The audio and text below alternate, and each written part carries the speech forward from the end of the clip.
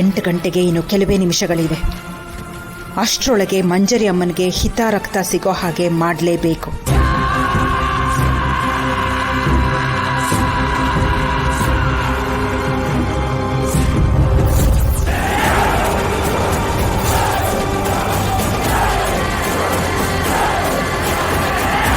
ಹಿತ ಪುಟ್ಟ, ಅಪ್ಪಮ್ಮ, ನಿಂಗೇನೋ ತಗೊಂಡು ಬಂದಿದ್ದೀನಿ, ಬಾಯ್ಲಿ.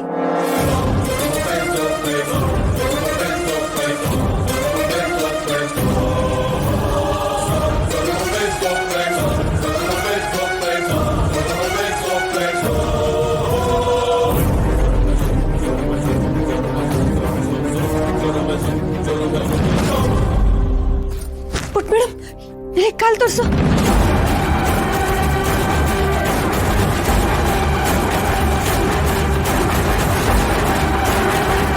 ಕಾಜಿನ ಚುಚ್ಚಿಲ್ಲ ಅಲ್ವಾ? ದುರ್ಗಾ, ಏನಾಯ್ತಮ್ಮ? ಮೇಡಮ್, ಕಾಜಿನ ಚೂರೆಲ್ಲ ಕೆಳಗಡೆ ಹರ್ಕೊಂಡಿದೆ. ಗಾಜು? ಅರೆ, ಗಾಜಿನ ಚೂರುಗಳು ಇಲ್ಲಿಗೆ ಹೇಗೆ ಬಂದ್ವು? ಛೇ, ನಾನು ನೋಡ್ಲೇ ಇಲ್ವಲ್ಲ ದುರ್ಗಾ. ನಾನು ಕರೆದಿದ ತಕ್ಷಣ ಹಿತ ಓಡ್ ಬರೋದಕ್ಕೆ ಬಂದ್ಲು. ಇಲ್ಲದೆ ಹೋಗಿದ್ದಿದ್ರೆ ನಾನೇ ತುಳಿದಿರ್ತಿದ್ದೆ. ಅಕಸ್ಮಾತ್ ಏನಾದ್ರು ಆ ಪುಟ್ಟು ಕಾಲ್ಗೆ ಗಾಜಿನ ಚೂರುಗಳು ಚುಚ್ಚಿ ಗಾಯ ಆಗಿದ್ದಿದ್ರೆ? ಛೇ, ನಾನೊಬ್ಳು. Thank you Durga, thank you so much ನಮ್ಮ ಹಿತನ್ ಕಾಪಾಡಿದ್ದಕ್ಕೆ. ಹೌದು ಮೇಡಮ್, ನಾನೇ ಇದನ್ನೆಲ್ಲ ಕ್ಲೀನ್ ಮಾಡ್ತೀನಿ. ಪುಟ್ ಮೇಡಮ್ ಇಲ್ಲೇ ಇದ್ರೆ ಗೊತ್ತಿಲ್ದಂಗೆ ಕಾಲಕ್ಕೆ ಚುಚ್ಕೊಂಡ್ಬಿಡುತ್ತೆ. ನಡಿ ಪುಟ್ ಮೇಡಮ್. ಇಟ್ಸ್ ಓಕೆ ದುರ್ಗಾ, ನಾನು ಹೇಳಿ ಕ್ಲೀನ್ ಮಾಡಿಸ್ತೀನಿ.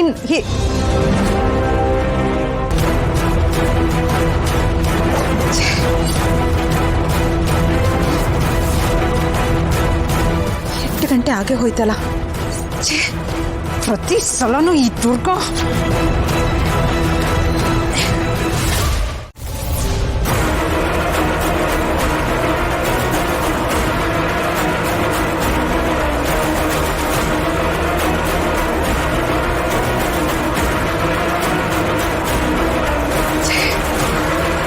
ಎಲ್ಲವೂ ನಾನು ಅಂದ್ಕೊಂಡ ಹಾಗೆ ನಡೀತಾ ಇತ್ತು.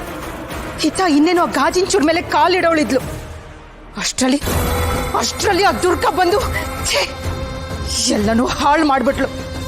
ಅಮ್ಮ ನನ್ನನ್ನ ಕೈಲಾಗ್ದವಳು ಅಂದ್ಕೊಳ್ಳೋ ಹಾಗೆ ಮಾಡ್ಬಿಟ್ಲು ಆ ದುರ್ಗಾ.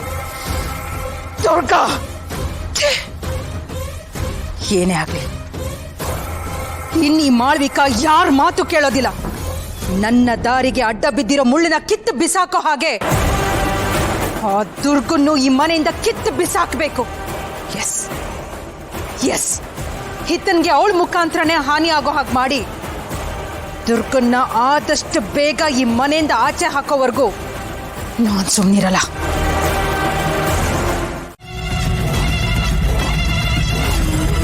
ಯಾಕೆ ಹೀಗೆ ಮಾಡ್ತಿದ್ದೀರಾ ಶರತ್?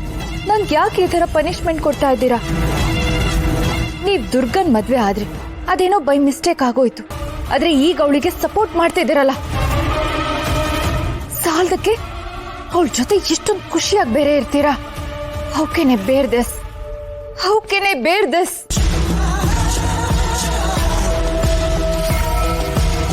ನೀವು ಖುಷಿಯಾಗಿರೋದೇ ಆದ್ರೆ ಅದು ನನ್ನ ಜೊತೆ ಮಾತ್ರ.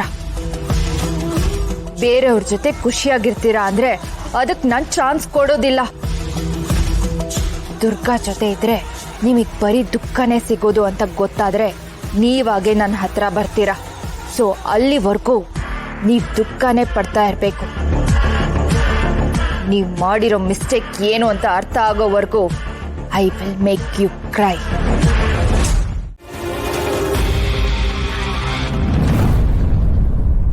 ತುಂಬಾ ಟೆನ್ಷನ್ ಅಲ್ಲಿ ಇದೆಯಾ ಅನ್ಸುತ್ತೆ, ಅಥವಾ ಟೆನ್ಷನ್ ಆಗಿರೋ ತರ ಡ್ರಾಮಾ ಮಾಡ್ತಾ ಇದೀಯಾ?